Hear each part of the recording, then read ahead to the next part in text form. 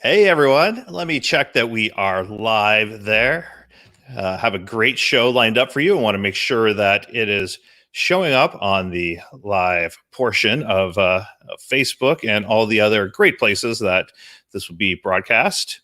It's been a little bit since we've done Exploring Sous Vide show. We took a nice little break going through springtime. So we're looking forward to having starting to get back to a little more regular schedule here. Should be a blast. And I miss all of you in the commenters. So make sure you say hi in the comments. Let me know where you're from and who is joining us. So it looks like we're live and that we are good to go. I'm going to comment on my shirt. Thank you, Mike, my co-founder at the ISVA, Mike Lashardi, joining in for a little bit, and my new haircut.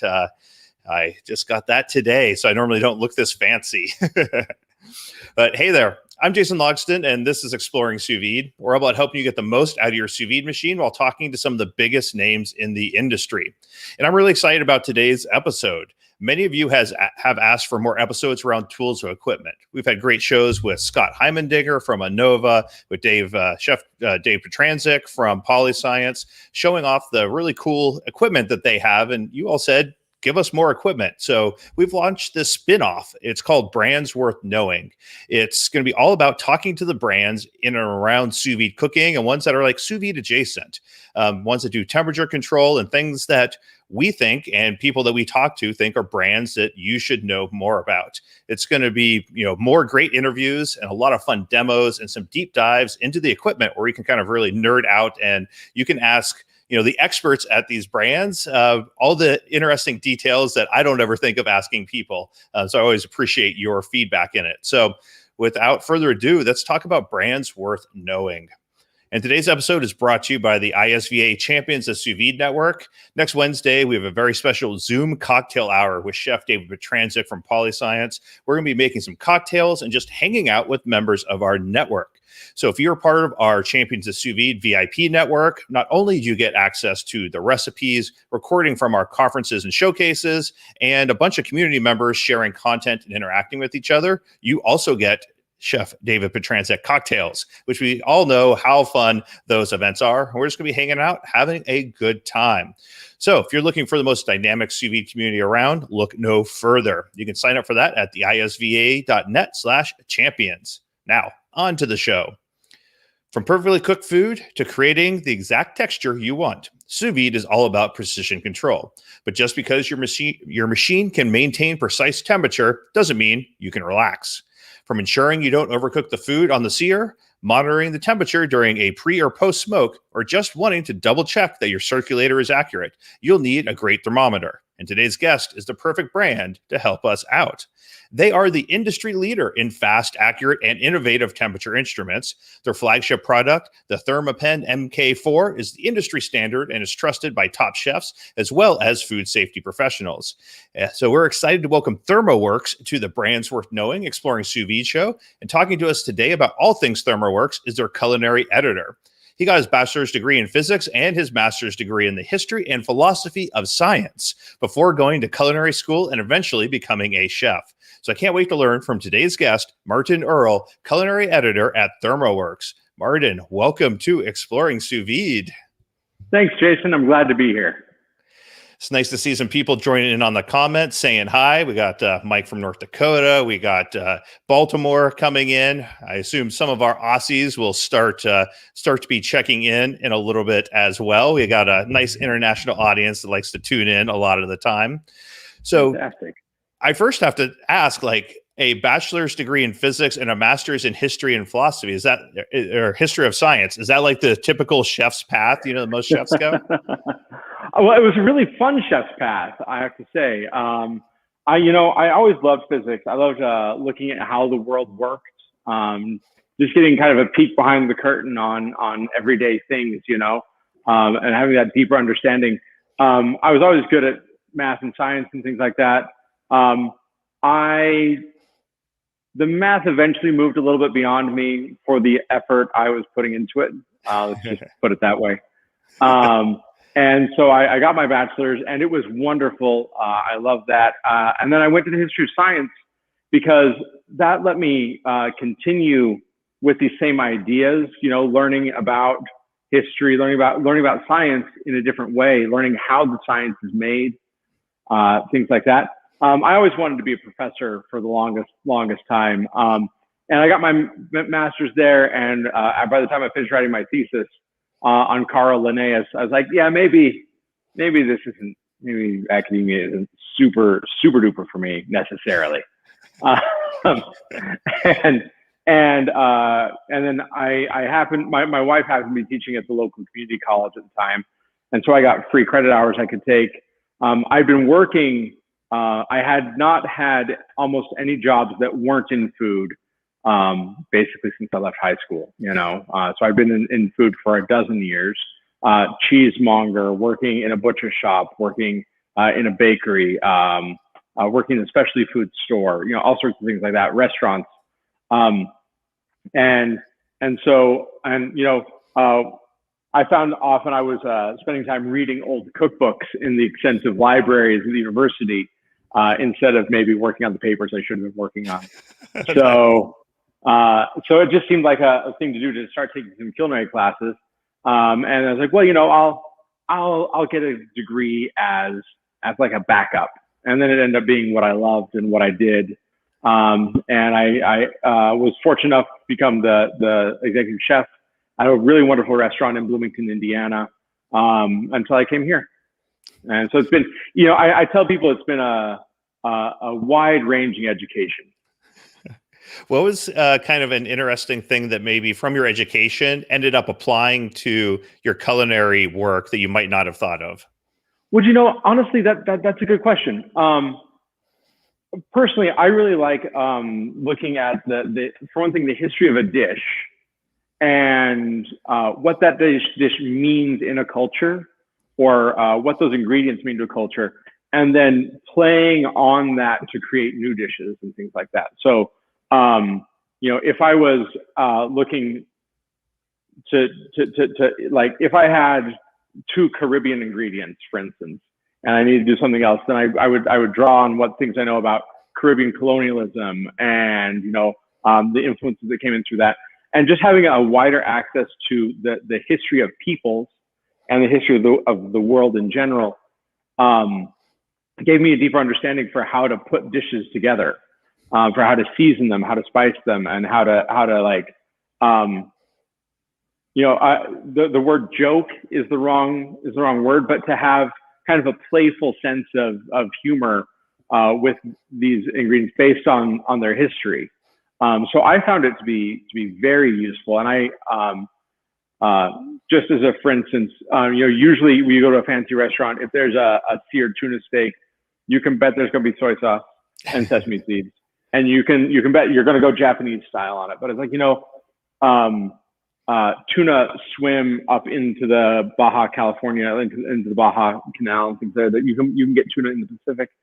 And there's no reason that we can't take advantage of that. And so we made, for a special once or twice, seared tuna steak that instead of being sesame coated, we coated in cacao nibs and chili. And we served that with like a mole verde kind of sauce, or at least a salsa verde. I won't say it was mole. I only had like 12 ingredients, not like 50 ingredients. And so we took the standard preparation of the seared tuna steak, but we applied it to another culture that was adjacent to that same ingredient, and used some of the same ideas.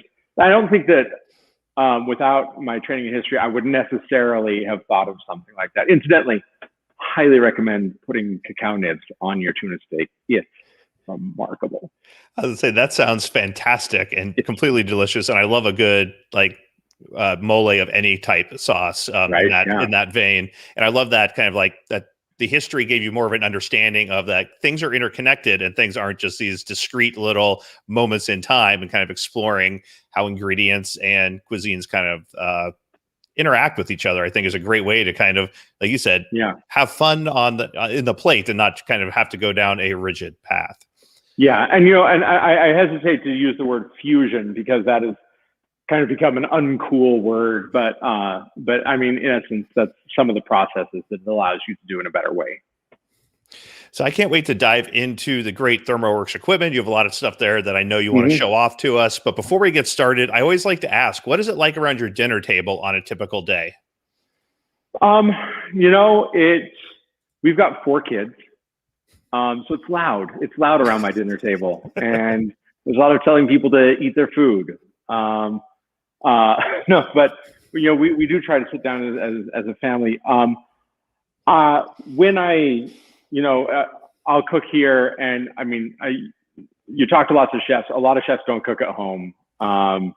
It's the weird truth. I try to as much as I can. I like to cook to the season. I don't necessarily, try to focus too hard on seasonal produce and things like that. But I'm not going to make,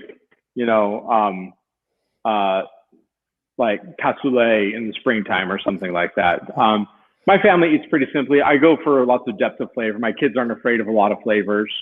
So I spice my food well and heavily, and I wouldn't say heavily, but I love flavor. I like to have a variety of textures. So we'll usually have one main dish and like a veggie side or something like that. That's kind of how it goes. Just between all the screaming and yelling and running around and catching everybody all the time. There's just not the time to make the starch and the meal and the veggie or something like that. If I can get something besides the pasta dish, I'm feeling pretty good at home. Last night we did pasta with a whole bunch of leeks stewed in butter, and then steamed asparagus in the leeks, like cut up into little bits, put it in the leeks so they just kind of steamed in the hot leeks, and then like a stracciatella of fresh mott's in there, and just tossed it all together. It's delicious, just delicious, nice and fresh. The asparagus is springy, the leeks are springy. Here we are at the end of spring going into summer. It's a great dish. I know what I'm doing with the leeks that are in my fridge now. That sounds like something great to check out. So like a cube of butter and 3 leeks, just the white parts, rinsed, whatever. And then cook them over relatively high heat so that the edges of them kind of brown just a little bit. You don't want them all to be browned and caramelized, but you want a little bit of that toasty flavor. So you don't have to worry about like keeping them all nice and green. Let some of them brown. It's great. You'll love it. Maybe a squeeze of lemon in there wouldn't hurt anything. Nice. I'll check that out for sure. We got a few people joining in. We got Rosemary Simpson. She's been active in our community, done some great demos for us for some of our sous vide showcases. We got Paul McLaren from Luxembourg. Says his first time he's managed to tune into one of these live. That's one of the things we're going to be doing. We're not going to have a set time for a lot of the exploring sous vide, especially during summer. It's hard to nail down people. It's hard to nail me down on a set day. So we're going to be doing some of these at different times. Some of our overseas people will hopefully be able to join in on some of these, and it'll be a little more convenient for everyone involved. So welcome, Paul. I'm glad that you can join in as well. It's nice to see you join in. And, Rosemary is always a big part of it. So it's great to see her around as well. So I think most cooks have heard of ThermoWorks before. I have mine. Hey, nice. Yeah. But I'd love to hear a little bit more about ThermoWorks, the company. What does ThermoWorks do and stand for outside of just making brightly colored, super fast reading thermometers? We stand for accuracy. We stand for precision and accuracy, and for doing things right. Honestly, we really believe as a company that if you're going to make a product, you should make the product right. And if you're going to cook food, you may as well cook it right. And we want to make the products that allow people to do that. We have, as a company, an instrumentation background. We have our engineers, the leadership of our company comes from a scientific instrumentation background.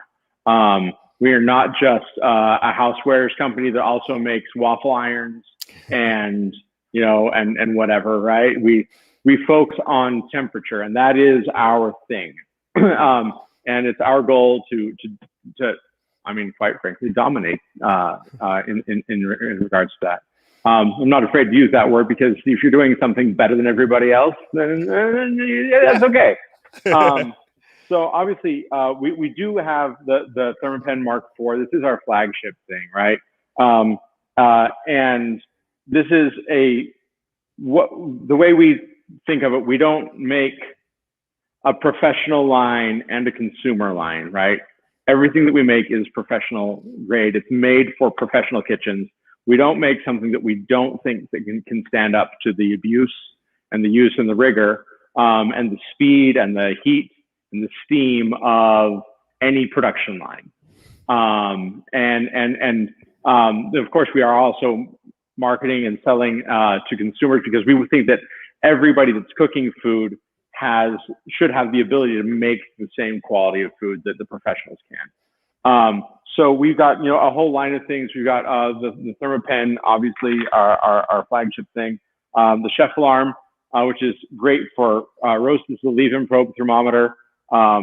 You stick that end in the oven, keep this out here, and you can watch it go the whole time. No opening the oven to look at things. We have a number of things like that. We have a number of barbecue thermometers. This is the Smoke X2. It's got 2 channels. You can plug 2 probes into there.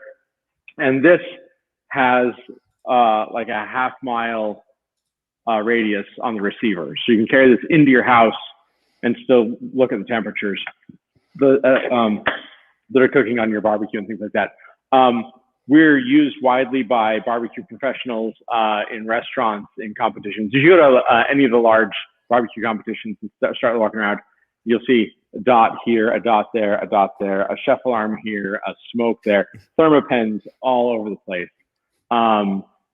There's a lot of people, Mad Scientist Barbecue, I think is what it's called. I'm going to feel real bad if I'm misquoting the name. He makes his own aprons, and he includes a ThermoPen pocket. He calls it a ThermoPen pocket on the apron that he sells. So but what sets us apart is, so like I said, we got the instrumentation background. We have an A2LA accredited lab here in the building. It's a standards approved laboratory. We have NIST traceable certificates. We have NIST traceable testing here, things like that. So we can follow the test that was done on this ThermoPen to make sure that this ThermoPen is accurate, can go all the way back to the world standards in Paris, in Sweden, wherever it is that they keep the standards. Like, we can trace the accuracy of this all the way back to that. We'll say they're in Luxembourg to make Paul happy. Let's say they're in Luxembourg. They're the standards in Luxembourg, absolutely. But Taylor thermometers, for instance, that you buy at Walmart or whatever, they don't have a lab.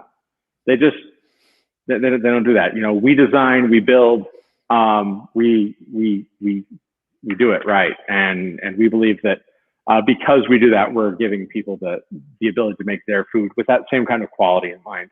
And honestly, it sounds cheesy to say, and it sounds maybe a little shilly or something like that, but ThermoPens literally change people's lives. How closely tied to your quality of life is the food that you eat. For me, obviously, I can relate. It's pretty closely tied, right? So, and if you can improve that food, you can improve, a part of the quality of life, and your life gets better. And people who get their hands on a ThermoPen for the first time, they start using it on everything: bath water, baked potatoes. Check it in your garden to see if it's warm enough for your seeds to germinate. It's an amazing meat thermometer, but it is a lot more than that. So yeah, that's what we do. I get in trouble because we don't have another thermometer. And when I was feeling sick before, you had to buy an electronic thermometer for COVID, 3 years ago, when I would get sick, I would try to put it behind my tongue and then upside down in the mirror to try to read what it was, because it works too quick to pull out and look at. Where if there is a less responsive one, I could pull it out, but it goes so fast because it's you take it out and the temperature drops. Yeah. That's a tricky act. You got to be careful because it's sharp. Yeah, you end up with a tongue piercing you didn't intend to get. It's like, the good news is I don't have a fever. The bad news is I'm now bleeding inside of my mouth. But you're accurate on your temperature. That's all that matters. Well, and actually, speaking of that, when COVID hit, we saw a need there, and we started making a forehead thermometer that would tell internal temperature. It had an algorithm in it, so you could point at the forehead. It would do the math to figure out roughly what internal temperature is, so that we could, so businesses could know if could do temperature screenings and stuff like that for their employees. And that was a big thing. I have one in my house. We don't use any other thermometer. I also used to stick the ThermoPen under my tongue, and now I just use the wand and click it once, and I'm good to go. Way safer. Yes, much more convenient, I Yeah, have to say. The only thing I found that the ThermoPen isn't great at is taking your own temperature when you might be delirious with fever. that is its one shortcoming. It's true. Yes. Can you talk a little bit about, you were talking about the barbecue thermometer that has 2 different probes. Can you talk a little bit how you would use the 2 different probes to kind of ensure optimal barbecue? A lot of people will sous vide and then, reheat on the smoker. And again, you don't want to, heat it past where you're sous vide'd it, to have optimal barbecue. So I'd love to hear a little bit more about how that works. Yeah, absolutely. So oops, let me just throw that around a little bit. We know they're durable. You don't have to show us how durable they are. They're shockingly durable. So the X2, for instance, so we've got space for 2 probes in here. You can see. There we go. And you can set high and low alarms on each probe. And that means that you can put an air probe in your smoker. We have air probes. They're a little bit slower response so that they don't react to every tiny fluctuation, right? They got a little insulator in there, as an air probe should. So you can read the temperature in your smoker and know that you're on target for that. You don't want to be cooking something at 325 if you're shooting for 225 or even 250. Shooting for 300, 325 might be okay, but you really want that temperature range, where you want it to go. And so you can have one that is monitoring the pit temperature, and then you can have a thermometer in the meat, monitoring the meat temperature. We also have, for instance, the signals. This thing is a 4-channel. You can see the space for the 4 channels there. So you can have the pit temperature monitored, and you can have a pork butt, a brisket, maybe a brisket, and then have something in the point and in the flat. You can be doing a chicken and have something in the leg and the breast, something like that. So you can really get all the information that you want. Information really is key for barbecue. I know that there are like old grizzled pitmasters that know how to barbecue with their eyes closed, and they can pick up a rack of ribs and know everything about it before it even touches the grill. Look, nobody starts like that, okay? And most people don't get there ever. And if you're a weekend barbecuer, if you barbecue only during the summertime, then the more information you have about what your meat is doing, the better off you are. Until you've hoisted 500 racks of ribs in 2 weeks and exactly what they feel like. If you've got that opportunity, great. Do it. But most people don't. And so if you're the home barbecuer, something like this really is great. And the X2 is really nice because this actually has we make a product called Billows, and it's a barbecue control fan. So it will blow air into your smoker to heat it up, and it will cut air off to cool it down. And that plugs into this, and the air probe feeds right to it. So it's a self-contained unit like that. So you can really have not just the monitoring, but the control over your cook, which is fantastic. And we have a number of other items. We have an X4 that is just like this, but with 4 channels. The signals connects to Wi-Fi if you're close enough to your Wi-Fi router. If you're in your driveway or something like that, that'll connect to Wi-Fi. That connects up to the cloud and to our app. So you can monitor a cook from your phone, even now from your Apple Watch. That's brand new. This one doesn't connect to the cloud, but it does have the receiver that goes really far, things like that. So we've really tried to think of what barbecuers will want. And, we talk to championship barbecuers, we talk to professional barbecuers, what is it that would be in a thermometer that would do it for you? What do you want for that? And then we try to write to those specs basically. So that's why we make these multi-channels though. It gives you the ability to have, lots of things going on and have the information at hand for all of it at one time.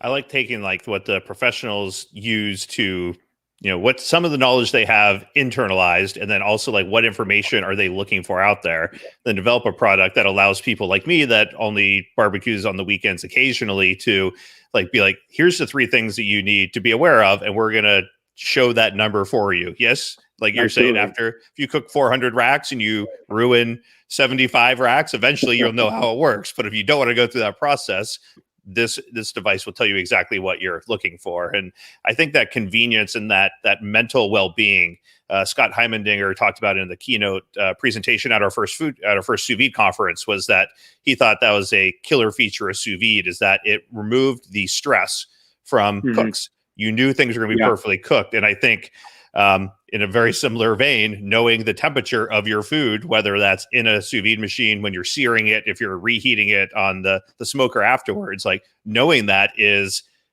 a key to peace of mind, because when your friends show up, you know that everything is going to turn out well for them. And that's really what matters. That's absolutely true. And I think peace of mind really is the key word there, the key idea, because the first brisket that I cooked and the next several briskets after that, it's a harrowing experience. You don't even know, right? Like even with the thermometers, like you hit that stall and you freak out, right? It's like, well, it's gone up 3 degrees in 7 hours. Yep. And so just having, for instance, the one that connects to Wi-Fi, and being able to look at the graph and see the temperature rise and flatten out and look at that curve and just know this is normal. This is okay. Everything's fine. I can see the temperature in the pit. I know I'm not losing temperature. Everything's great. It's very reassuring. Yeah, that stall is terrifying. That it is. Me and my buddy were doing it one of the first times, and we're like, "Oh, this is supposed to take like X hours," and like an hour and a half into it, we're like, "Wow, this is going so much faster! Like we're gonna be done in no time." And then it's just like, and then you start worrying about that. Yeah. Is the thermometer broken? Is something wrong? What is happening here? But it's knowing kind of what is exactly going on with the meat is, and knowing that the data you're getting is accurate is super important. Yeah. Paul wanted to know, he says, Martin, do you or does ThermoWorks have or planning to do a wireless probe? It would be great for sous vide or rotisserie. We put a lot of work into thinking about that. And I can say, all I can say is that ThermoWorks is always trying to develop new technologies and new ways of doing things. All I dare to say is that our engineers are definitely asking the questions about how to do that right. I know there are people out there who have wireless probes. I'm not here to knock on them. There are some difficulties and some problems with those, to our mind. But we obviously, that is a market we would love to be able to help out. That we'd love to be able to help people with those problems. The rotisserie issue is the puzzlement of our age, right? In the food world, like how do I take the temperature of a rack of chickens that are turning? Oh, vexing to say the least. I don't have any cats to let out of the bag, but I also don't want to let anybody look into the cat bag on that. So let's just say that by gosh, we're thinking about that. And you do have some waterproof thermometers, right? Yeah. That can be used with sous vide. Absolutely. No. So rotisserie is that's something that's good. That's a problem. Sous vide we've got licked because so right here, for instance, on the chef alarm, I've got this is a waterproof needle probe thermometer. The sensor itself is just right there in the tip. I don't know if you can. Yeah. It's tiny. What I'm pointing to is tiny. It's right in the cone of this. This fits in all sorts of things, and this is waterproof. It goes right into the bucket, and it can stand temperatures up to boiling temperature. So you're not going to be, we don't sous vide in hot oil, so that's not a problem. Although I did get a question about that one time. Somebody wrote in, it was like, how am I supposed to use this use my sous vide to deep fry things when you don't use your sous vide to deep fry. Anyways, glad I could straighten that. So the chef alarm and the waterproof probe, these things here, like this is your sous vide kit. You got everything basically that you need there. This has got a high alarm and a low alarm. It's got a built-in timer. So for instance, if you were doing chicken breasts and you wanted to cook them to 152 degrees, You could set your high alarm for 152 degrees, maybe set your sous vide to 153, 154 degrees, right? Because we have to like asymptotically reach up to there.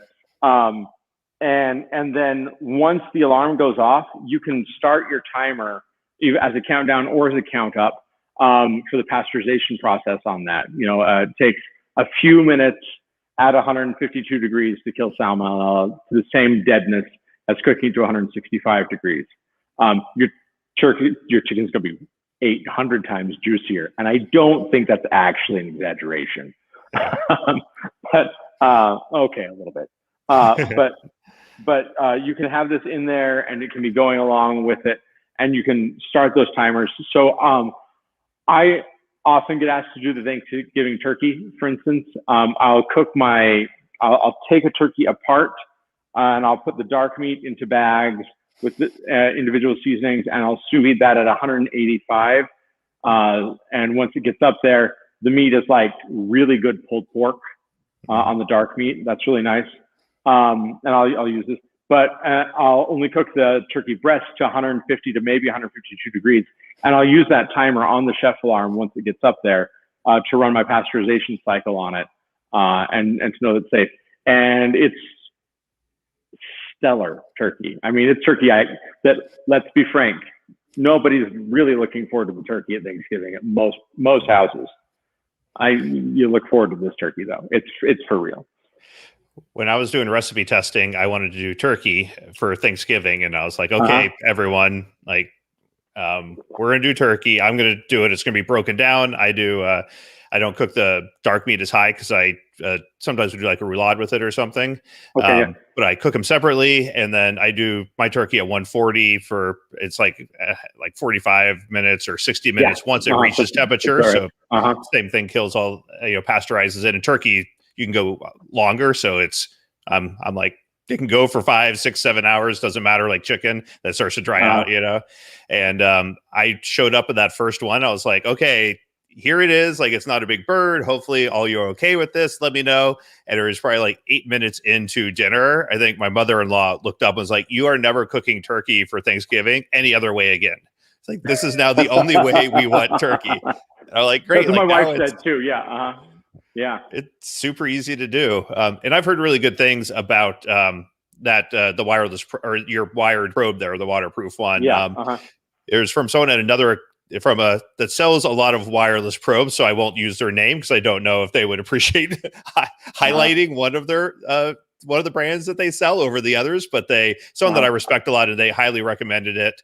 Then we also have Darren Wilson in the comments. He says he has some of your sous vide stuff as well. Darren Wilson runs the Firewater Cooking podcast. If you aren't familiar with him, he does an entire podcast all around sous vide and grilling and barbecue and kind of the interplay of those two techniques, which is a pretty fascinating podcast. That's great. Well, nice to have you here, Darren, and participating with us. One thing I do want to bring up, we also sell this sous vide tape. This is like it's sticky on one side and foam on the other. So you'll apply this to the bag and it creates a watertight seal. You go through the tape into the bag. You don't have the water leaking in there then, right? Like it seals around it. So that is an important thing to have if you're going to be probing during cooking, which you absolutely should. Also, actually, just real quick of note, this rack of beef ribs here, it's frozen, so I'm not going to stick any needles in it. We've had some That'd be real impressive. But the needle probe is nice because you can really easily get between bones and things like that. You can get into really small cuts with this. So even like if you were doing like a thin fish fillet or something like that, sous vide, or not sous vide, if you're doing it on the grill or in the oven or something, you can get into some really, really thin spaces with this without ripping the whole thing apart, which is a nice thing about the needle probe.